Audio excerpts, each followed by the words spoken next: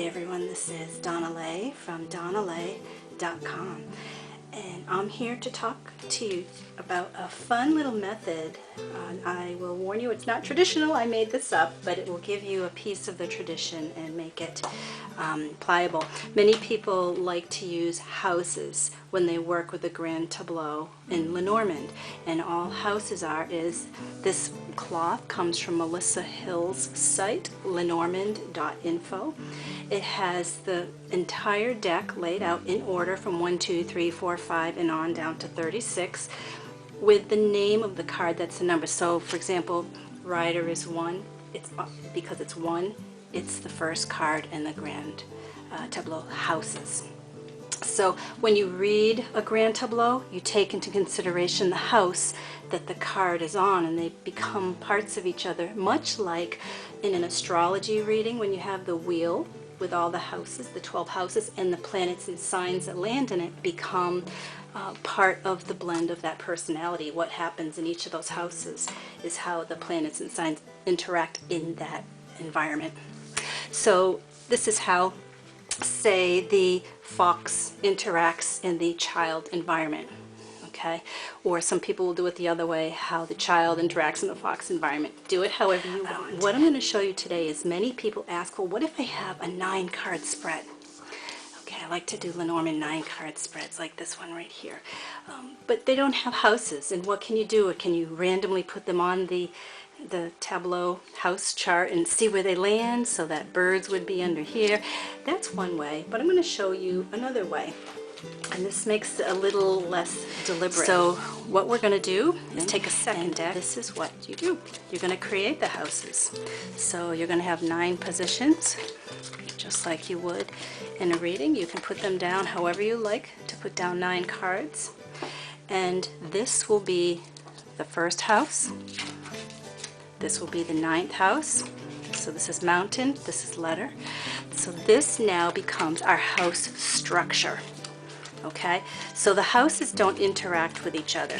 So just like on the spread cloth, birds would not interact with whip, but they do interact with the cards on top of them. So these cards are not read in pairs with the ones around them. They are, however, read in pairs with what lands on them, because now this is your house structure. So I'm going to take that low Scarabeo deck and shuffle it up just as a sample. I'm going to show you. So if I now put down the cards, Clover is now on the house that is the mountain. Heart is on the house of the sun. Clouds is on the house of the cat, and so on and so on. So now when you do your reading, here's what you do. You now have a 9-card spread, and you still read this the way you would. So the central card is a pivot around which the others are read. You can read mirroring cards like I showed in another video that I have on my video site about how to do 9-card readings. These 2 are read together, these 2, these 2, these 2. I mean, just however you would do it. And then you want to add more. You want to know the woman is on the house of clouds, so she's confused. So this whole spread is about her confusion and why she's confused.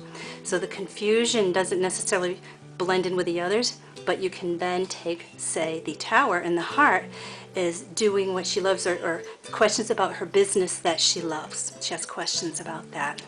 Over here we have burdens with a friend, okay, because this is the dog house. So now she has burdens, concerns, this karmic thing that's going on with a friend.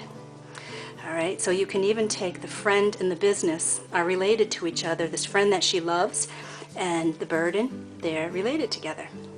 Down here we have the house of the tree, and then we have a letter, so a message about lineage or connections, or the structure of something, or how something is built, the stability of something, the letter. So she's concerned about these things. And then the heart is on the house of the sun and something she loves. So this is how you can do this type of spread. Just remember, the cards underneath only relate to the card that's on top of them. So the bottom line is that clouds would not interact with dog, but cloudy woman would interact with the friend who's a burden. Although, so you can see how the friend and the clouds have a bridge, but really these 2 cards are the only ones that describe something with clouds, other than she's has cloudiness about probably all these things because it's a You can also card. Try it in smaller spreads. So if you were to do, say, a 5-card spread, even 3 or 4, here's our 5-card spread with the central card. So here are our houses. All right. And then you put down your regular cards like you typically would. However you find them, you can look for your significator and then put it down. So here's my child, this is significator. And then put down your other cards on either side of it, and the house is the same way. And you have the same kind of spread. And remember that scythe doesn't interact with moon, but the scythe in the book would interact with the moon and the sun. That's a cool mix. So you can use this house technique in any spread size that you use. So what if you only have one Lenormand deck and you're worried you won't be able to do that and you don't feel like buying another deck? Well, that's easy. All you got to do is take a piece of computer paper, fold it into thirds, fold it into thirds again. Now you have your 9 houses, and shuffle your deck however you like to do it, spread them out, pick them out however you like to do it, and there is the house of ring. So you just write ring, put the card aside, pull out another one, stork, and whatever house, so I would typically do this one next, you put it in the next order. Now I'm going to do, let's do this. I usually go corners first, but to be consistent with what I just did, tower. And you just keep going through the whole thing.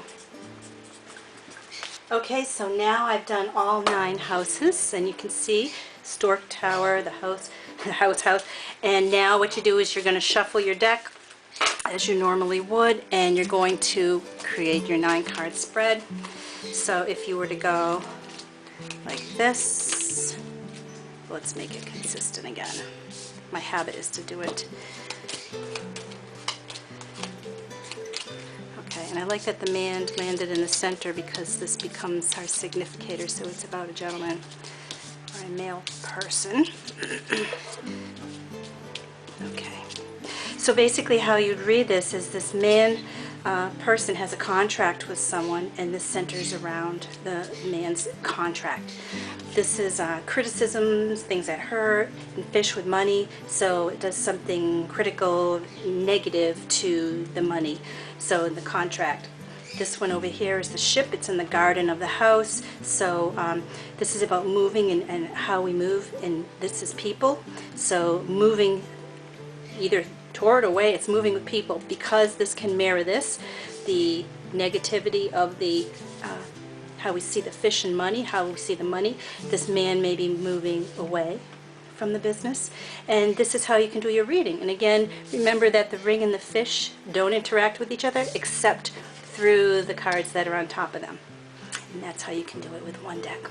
And that's today's Lenormand tip on how to get a random house spread for your Lenormand cards for smaller spreads.